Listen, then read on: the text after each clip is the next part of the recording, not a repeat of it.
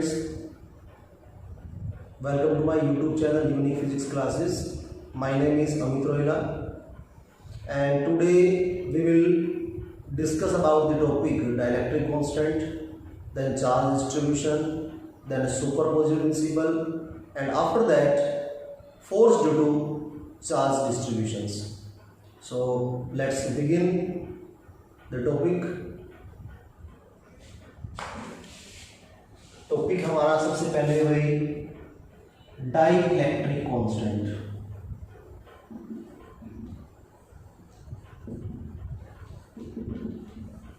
Dielectric constant क्या है? इस डाइइलेक्ट्रिक कांस्टेंट का दूसरा नाम है रिलेटिव परमिटिविटी। ठीक है, डाइइलेक्ट्रिक कांस्टेंट और रिलेटिव परमिटिविटी। देखो नाम से आपको पता चल रहा है रिलेटिव, तो रिलेटिव वर्ड का मतलब क्या समझते हो आप? जैसे ये बोलते हैं ना कि हमारा रिलेटिव है, तो कुछ ना कुछ तो रिलेशन होगा। तो किस चीज का किस रिलेशन है? एक आदमी का रिलेटिव एक आदमी है, मतलब जैसे कि परमिटिविटी का रिलेटिव का मतलब क्या है? परमिटिविटी का रिलेशन होगा। तो परमिटिविटी का किसके साथ रिलेशन है वो भी देखना है यहाँ पे। जैसे कि अगर बात करें किसी भी मीडियम की परमिटिविटी, किसी मीडियम परमिटिविटी, वो फ्री स्पेस के रिस्पेक्ट में क्या है, क्या वैल्यू पोजेस करती है, उससे कम है, ज्यादा है, उसके बीच रिलेशन क्या है, वो रिलेशन जो है वो हमारे पास में उनकी जो रेशो से बताया जाएगा। और यहां से इन दोनों की जो रेशो है वो रेशो हमारे पास में क्या होगी? रिलेटिव परमिटिविटी और dielectric constant. Ratio of absolute permittivity of medium to absolute permittivity of free space. Ratio of absolute permittivity to permittivity of free space, medium to the permittivity of free space is known as relative permittivity, जिसको dielectric constant के नाम से भी जानते हैं। Clear है? अब एक और फोर्स की टर्म में अगर बात करें, F note divide by Fm, this is also the formula for dielectric constant और रिलेटिव परमिटिविटी। देखो एक चीज सुनो, आप लोगों ने 11th क्लास में टॉपिक पढ़ा था, क्या चीज? रिलेटिव डेंसिटी के नाम से। क्या था रिलेटिव डेंसिटी भाई? किसी भी एक सब्सटेंस की डेंसिटी को कंपेयर किया था वाटर की डेंसिटी से। तो कंपैरिजन करना है यार, किसी चीज का रिलेशन निकालना है।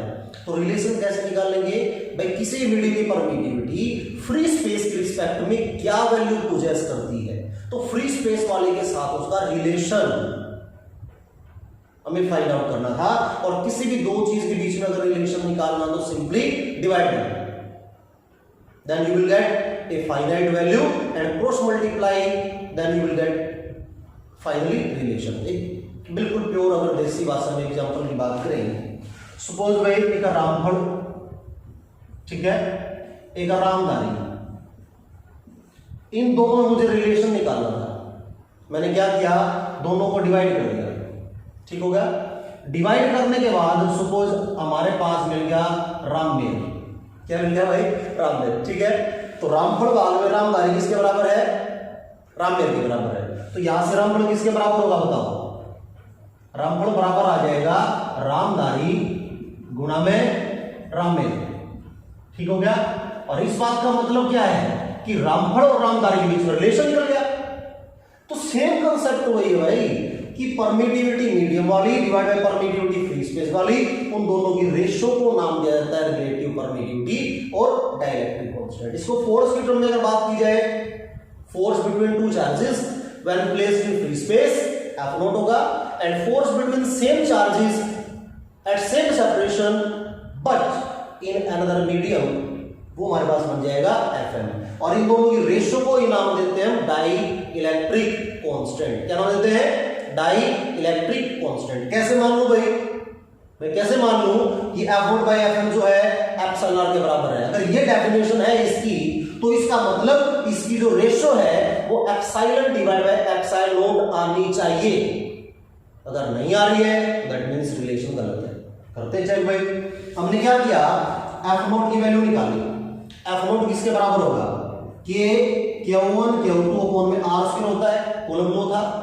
हम पहले देख चुके हैं वीडियो में के की वैल्यू को पुट कर सकते हैं 1/4 पाई एप्सिलॉन नॉट। अगर फ्री स्पेस दोनों है चार्जेस, तो अगर मीडियम में अगर रखे होंगे तो बन जाएगा 1/4 pi epsilon Q1 Q2 upon में r²। दोनों को डिवाइड कर दो, डिवाइड करेंगे तो क्या मिलेगा बताओ भाई?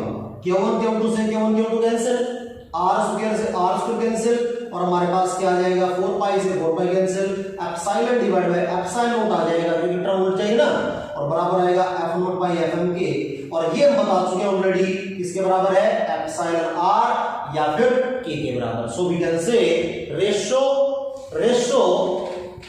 of force between two charges when placed in free space to the force between same charge that same separation in another medium is known as dielectric constant और relative permittivity। अब बात आ गई इसके बिहाफ पे क्वेश्चन कैसा आएगा।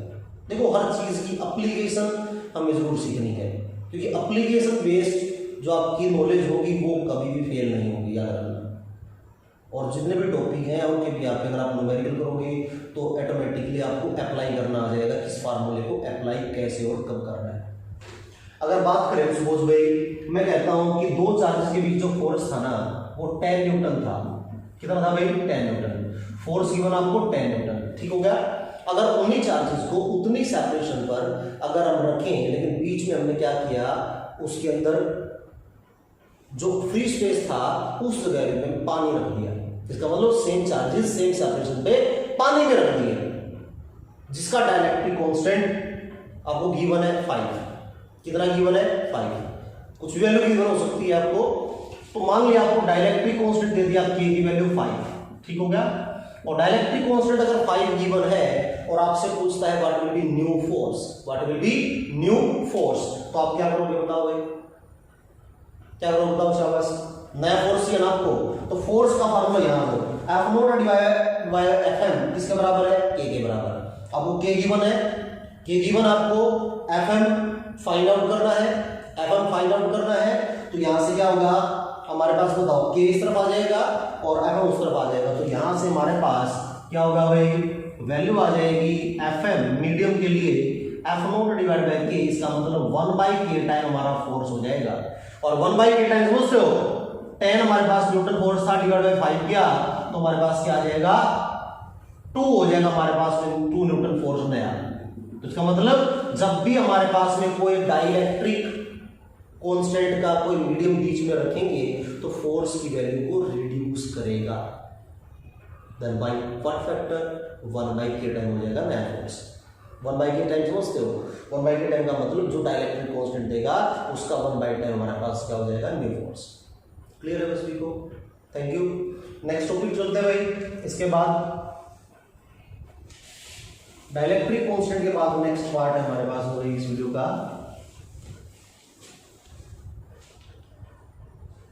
Next point है भाई चार्ज डिस्ट्रीब्यूशन। ठीक है भाई, चार्ज डिस्ट्रीब्यूशन क्या चीज है? चार्ज डिस्ट्रीब्यूशन का मतलब है एक मेथड है जिस मेथड से हमने चार्ज को डिस्ट्रीब्यूट किया हुआ है। This is the way in which charge is distributed over A line, over a surface, over A volume. मतलब चार्ज को हो सकता है एक लाइन के ऊपर स्प्रेड किया गया हो सकता है किसी प्लेन के ऊपर स्प्रेड किया हो, इस पेज के ऊपर प्लेन के ऊपर हमने चार्ज को स्प्रेड किया हुआ था, या हो सकता है किसी वॉल्यूम को ऑक्यूपाई कर रहा हो। ठीक है, तो 3 तरीके से हम चार्ज को डिस्ट्रीब्यूट कर सकते हैं। First line charge distribution, second volume charge distribution, sorry surface charge distribution, and third volume charge distribution. ठीक है, तो 3 तरह का चार्ज डिस्ट्रीब्यूशन है, line charge, surface and third volume charge distribution. तो पहले बात करते हैं लीनियर चार्ज डिस्ट्रीब्यूशन की। तो लीनियर चार्ज डिस्ट्रीब्यूशन क्या चीज है? लीनियर चार्ज डिस्ट्रीब्यूशन का मतलब है whenever charge is spread over a line is called linear charge distribution। क्या कहलाएगा भाई? linear charge distribution। क्लियर है? if charge is distributed over a line then it is called linear charge distribution। मान लिया suppose L length थी, length थी L, और इस L लेंथ के ऊपर चार्ज जो स्प्रेडेड है वो था Q। ठीक हो गया? अगर लेंथ हम इसकी छोटी लेंगे, डीएल लेंथ अगर लेंगे तो चार्ज भी थोड़ा हो जाएगा, चार्ज भी थोड़ा हो जाएगा ना, मानते हो। अब यहां एक टर्म है इसके अंदर linear charge density, linear charge density.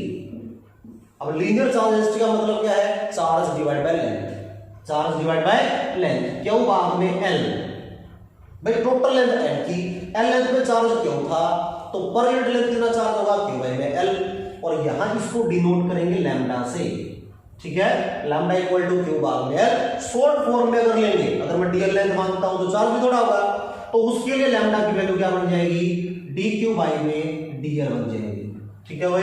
Charge divide by length is known as linear charge density. इसके भी आप पे यूनिट क्या बनेगी भाई, चार्ज की कूलम, लेंथ के मीटर, तो कूलम पर मीटर बन जाएगी हमारे पास भाई यूनिट। डायमेंशन फार्मूला क्या होगा, चार्ज का AT, लेंथ का L, तो ATL-1 बन जाएगा dimensional formula for linear charge density. Is it okay with you, ठीक है भाई। नेक्स्ट हमारे पास है भाई सरफेस चार्ज डिस्ट्रीब्यूशन। अब सरफेस चार्ज में क्या होता है भाई, सेकंड है सरफेस चार्ज डिस्ट्रीब्यूशन। जब चार्ज किसी एरिया पे स्प्रेडेड होगा, जब चार्ज किसी एरिया पे स्प्रेडेड होगा तो उसको क्या नाम देंगे भाई, अगर चार्ज किसी एरिया पे स्प्रेडेड है तो उसको नाम देंगे सरफेस चार्ज डिस्ट्रीब्यूशन। ये चार्ज था हमारे पास भाई, इसके ऊपर फैला हुआ है, ठीक है। मान लिया ए एस पूरा सरफेस एरिया है, एस, इस पूरे सरफेस एरिया पे कितना चार्ज था, क्यों, तो per unit area, per unit area कितना चार्ज होगा, तो बन जाएगा डी क्यू बाई में D S is equal to sigma. Capital form में कितना होगा, क्यू बाई में एस, से सिग्मा से सरफेस, याद रखने का पैटर्न, ठीक है, कुछ बना सकते हैं। तो यूनिट क्या बनेगी इसकी बताओ भाई, ये क्या चीज है, surface charge density. Sigma is the surface charge density, ठीक हो गया भाई, क्लियर है। तो यहां से यूनिट क्या बनेगी इसकी बताओ भाई, coulomb per metre square. Unit क्या बनेगी भाई, चार्ज का 80 और मीटर स्क्वायर के L की पावर -2, ये आ जाएगा डायमेंशन फार्मूला, ठीक हो गया। नेक्स्ट बात करते हैं भाई वॉल्यूम चार्ज डिस्ट्रीब्यूशन में। वॉल्यूम चार्ज डिस्ट्रीब्यूशन क्या होगा, if charge is spreaded over A volume, जब चार्ज किसी वॉल्यूम के ऊपर फैला होगा उसको नाम देंगे वॉल्यूम चार्ज डिस्ट्रीब्यूशन। थर्ड हमारे पास है वॉल्यूम चार्ज डिस्ट्रीब्यूशन, ठीक हो गया भाई। अब मान लिया पूरे पे चार्ज क्यू था भाई, ठीक हो गया, V वॉल्यूम के ऊपर, तो पर यूनिट वॉल्यूम कितना चार्ज होगा, क्यू भाग में V, क्यू भाग में V, ये बन जाएगा हमारे पास में रो के इक्वल, शॉर्ट फॉर्म में डी क्यू फॉर्म में डी। शॉर्ट फॉर्म का मतलब भाई पूरा V वॉल्यूम पे चार्ज क्यू था, तो पर यूनिट वॉल्यूम हमारे पास रो बन गया। और छोटे वॉल्यूम की बात करें तो चार्ज भी थोड़ा होगा उसके ऊपर, तो डी क्यू बाई में डी क्या बन जाएगा, रो के इक्वल। यहां से यूनिट किसके बराबर होगी बताओ भाई, बताओ, coulomb per metre cube. Dimension formula क्या होगा, ATL-3 डायमेंशन फार्मूला आ जाएगा, क्लियर है भाई, ओके है। नेक्स्ट टॉपिक पे चलते हैं भाई, सुपरपोजिशन प्रिंसिपल में, ठीक है। सुपरपोजिशन प्रिंसिपल क्या है,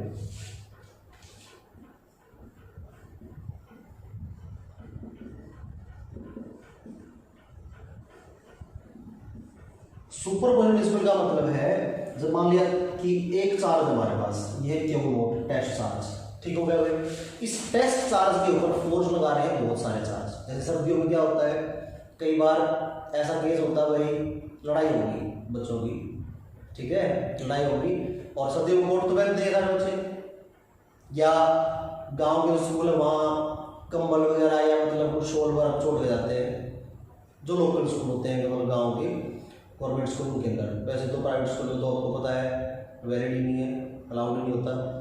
तो कोट जो पहने जाते हैं उस टाइम क्या होगा भाई, किसी एक लड़ाई कर दी, अब लड़ाई होगी तो क्या होगा भाई, जो उसका विरोधी दल था उसके पास ज्यादा आदमी थे, तो उसने क्या किया, सारे बच्चे इकट्ठे करे भाई, और सारे बच्चे इकट्ठे करे तो क्या होगा भाई, ढक्के पटापट पटापट पटापट, ठीक है। तो इसका मतलब भाई उस एक के कितने थप्पड़ लगे वो काउंट करना है आपको। Can it is possible to measure या to find how many number of थप्पड्स जो उसके लगे हुए, ठीक है भाई, क्या ऐसा पॉसिबल होगा, नहीं होगा भाई। तो तो इसका मतलब अगर 1/1 सारे के सारे मारते तो क्या होता, काउंट कर सकते थे ना। उसका मतलब सुपरपोजिशन की स्टेटमेंट क्या है, it states that total force acting on test charge, total force acting on test charge will be equal to vector sum of all the forces, vector sum of all the forces acting on test charge but taken one at one time. जब सारे के सारे charges force लगा रहे हैं लेकिन एक बार में एक चार्ज फोर्स लगा रहा है, ठीक है, एक बार में क्या कर रहा है भाई, एक चार्ज फोर्स लगा रहा है, तो उस सभी का जो वेक्टर सम बनेगा उसी को नाम देंगे भाई टोटल फोर्स की। This is Q note charge, इसका पोजीशन वेक्टर मान लिया आर, ये हमारे पास है Q1 जो फोर्स लगा रहा है इसके ऊपर भाई, ठीक है, ये इसका पोजीशन वेक्टर है R1, ये हमारे पास मान लिया हमने भाई Q2, ठीक है, पोजीशन वेक्टर है R2 जो कि फोर्स लगा रहा है इसके ऊपर भाई, ये Q3 चार्ज है भाई जिसका पोजीशन वेक्टर R3 जो फोर्स लगा रहा है इसके ऊपर भाई, ठीक हो गया, ये हमारे पास Q1 चार्ज है जो Q1 चार्ज के ऊपर फोर्स लगा रहा है भाई, इसका पोजीशन वेक्टर R है। तो सारे के सारे जो चार्जेस हैं वो Q नोट के ऊपर फोर्स लगा रहे हैं and we have to find total force acting on Q note charge. how we can find it? F note किसके बराबर होगा, जीरो वाले में फोर्स लगाया पहले ने F01, जीरो वाले में लगाया दूसरे ने F02, जीरो वाले में लगाया तीसरे ने F03 goes to F0n, ये हमारे पास क्या बन जाएगा, सबका सम, और सबका सम क्या बनेगा, टोटल फोर्स, ठीक हो गया भाई।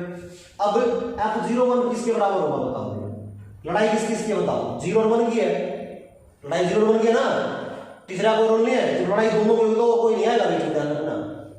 के इलेक्ट्रोस्टैटिक कांस्टेंट Q1 चार्ज, दूसरा भाई Q0, नीचे डिस्टेंस क्या होगी 1 0, इसका उल्टा डिस्टेंस ले आती है, वेक्टर फॉर्म वाला जो टॉपिक मैंने वीडियो अपलोड कर रखा है आप वहां देख सकते हो कि इसका उल्टा आता है वेक्टर फॉर्म में भाई, ठीक है, r10 स्क्वायर और r10 unit vector, equation number first. Similarly F02 किसके बराबर होगा, K Q0 Q2 upon r20 square r20 unit vector, equation number second, ठीक हो गया भाई, पक्का है।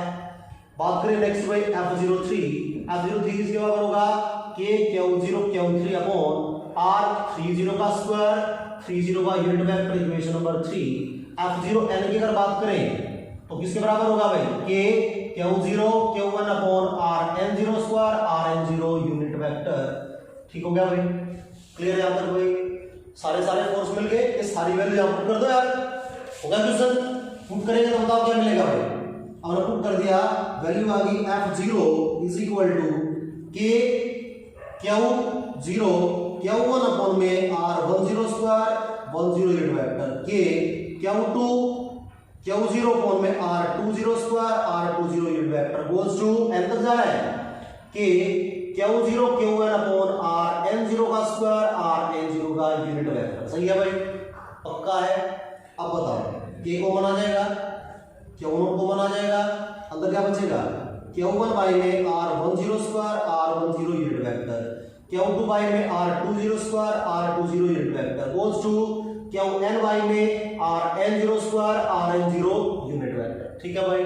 अब एक बात बताओ, क्या चीज जब इनको जोड़ेंगे तो क्या लगाएंगे, समेशन लगाएंगे भाई, समेशन लगा दिया हमने भाई, ठीक है। स्टार्टिंग लिमिट क्या है 1, एंडिंग लिमिट क्या है n, तो i is equal to 1 and i tends to n, ठीक हो गया, k के उल्टा हमारे पास कॉमन था, बाहर रहेगा।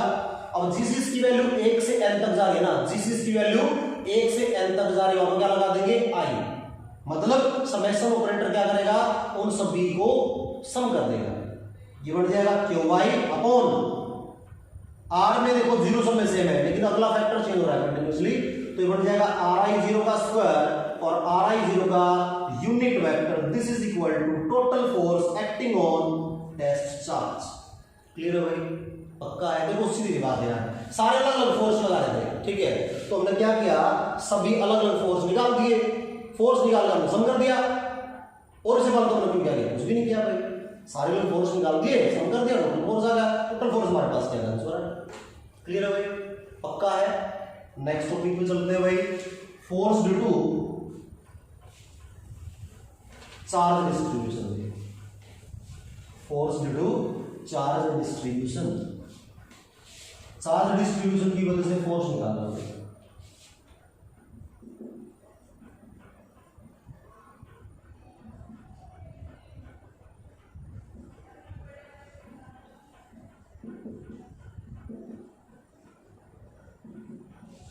देखो चार्ज डिस्ट्रीब्यूशन की वजह से फोर्स हुई। मान लिया चार्ज जो है भाई वो स्प्रेडेड है, लीनियर चार्ज। पहला हम कर रहे हैं भाई force due to linear charge.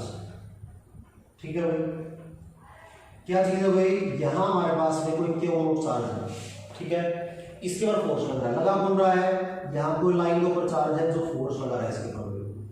ठीक हो गया, इसका पोजीशन वेक्टर हमारे पास मान लिया हमने r, इसका मान लिया हमने r है। ठीक है, ये हमने छोटी लेंथ मान ली dl, जिसकी कोई लीनियर चार्ज डेंसिटी इतनी है लैम्डा है। तो उस वाले चार्ज का इसके ऊपर फोर्स निकालना है। कैसे करोगे बताओ भाई, फॉर्मूला अप्लाई कर दो यार, सिंपल फॉर्मूला क्या था बताओ, F is equal to K Q not upon R का स्क्वायर इनटू R का unit vector is equal to F vector.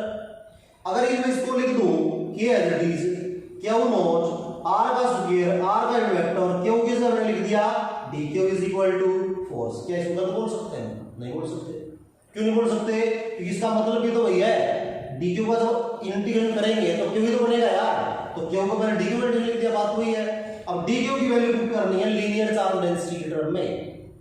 हमने क्या पढ़ा था, लैम्डा पढ़ा था dq अपॉन में dl के बराबर पढ़ा था ना भी लीनियर चार्ज डेंसिटी में भाई। तो dq की वैल्यू क्या बनेगी, लैम्डा dl कर दो, फोर्स आ गया आपका भाई। फोर्स हमारे पास आ जाएगा k q नॉट अपॉन में r का स्क्वायर r का कैप, और हमारे पास क्या आ जाएगा भाई लैम्डा इनटू dl, और लीनियर इंटीग्रेशन इसका भाई क्या आ जाएगा force due to linear charge. Clear है भाई, पक्का है। नेक्स्ट करते हैं भाई force due to surface charge. ठीक है भाई, तो सरफेस चार्ज डिस्ट्रीब्यूशन की वजह से मैं निकालना भाई बिल्कुल सेम है यार। अब की बार क्या होगा, फोर्स किसी सरफेस पे होगा, यहां चार्ज स्प्रेडेड था, वो फोर्स लगा रहा है किसके ऊपर, क्या उन्होंने फोर्स लगा रहा भाई। अब इसके ऊपर फोर्स लगाएगा तो क्या होगा बताओ भाई, इसका पोजीशन वेक्टर r है, इसका r है, चार्ज डेंसिटी सिग्मा है, स्मॉल सरफेस मान लेंगे तो ds के ऊपर गई। अब फोर्स का फार्मूला देखो मैं सीधा है, मैं पुट करूंगा बस इस फार्मूले के अंदर, ये फार्मूला बन गया हमारे पास, F vector is equal to k q not upon r का square r cap into dq। अब dq की वैल्यू सरफेस चार्ज डेंसिटी के टर्म में पुट करेंगे तो क्या होगा बताओ, सिग्मा क्या पढ़ा था हमने, सिग्मा क्या पढ़ा था भाई, dq बाय ds पढ़ा था, तो इसका मतलब dq कितना होगा sigma into ds, k q not upon r का square r cap sigma ds, नीचे बन जाएगा surface integration is equal to force.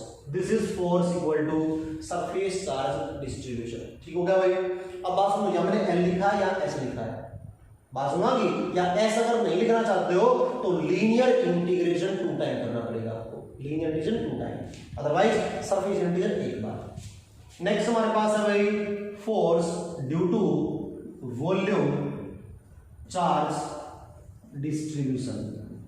ठीक है भाई, वॉल्यूम चार्ज की वजह से निकालना की बार क्या भाई, चार्ज कहां है, किसी वॉल्यूम के ऊपर एनक्लोज्ड है भाई। ठीक है, यहां चार्ज है, इसका अपोजिट वेक्टर क्या बन जाएगा ri, ये क्यू नोट चार्ज है जिसका ऊपर फोर्स लग रहा है, ये ri है भाई। ठीक हो गया भाई, फोर्स निकालना है, कैसे करोगे बताओ भाई, फॉर्मूला अप्लाई करो सेम यार वही, k क्यू नोट r का square r cap into dq। अब dq की वैल्यू किस टर्म पुट करनी है, वॉल्यूम चार्ज डेंसिटी के टर्म में, और क्या होती है वॉल्यूम चार्ज डेंसिटी रो किसके बराबर dq बाई dv, और dq वहां से कितना होगा रो dv के बराबर। तो f वेक्टर बन जाएगा हमारे पास में k क्यू नोट अपॉन में r का स्क्वायर r कैप बन जाएगा रो इनटू dv, और इसका volume integration this is equal to force due to volume charge distribution. Clear है भाई, कोई तकलीफ नहीं। देखो एक बार लीनियर वाला dq की वैल्यू पुट कर दी लैम्डा dl, इसे पुट कर देंगे सिग्मा ds, इसे पुट कर देंगे रो dv। ठीक है भाई, और ये थे हमारे आज के टॉपिक भाई, बाकी टॉपिक्स जो है नेक्स्ट वीडियो में हम देखेंगे। ठीक है, नेक्स्ट पार्ट, और इसके एनसीईआरटी क्वेश्चन आप लोग को देख लेना भाई। Thank you very much.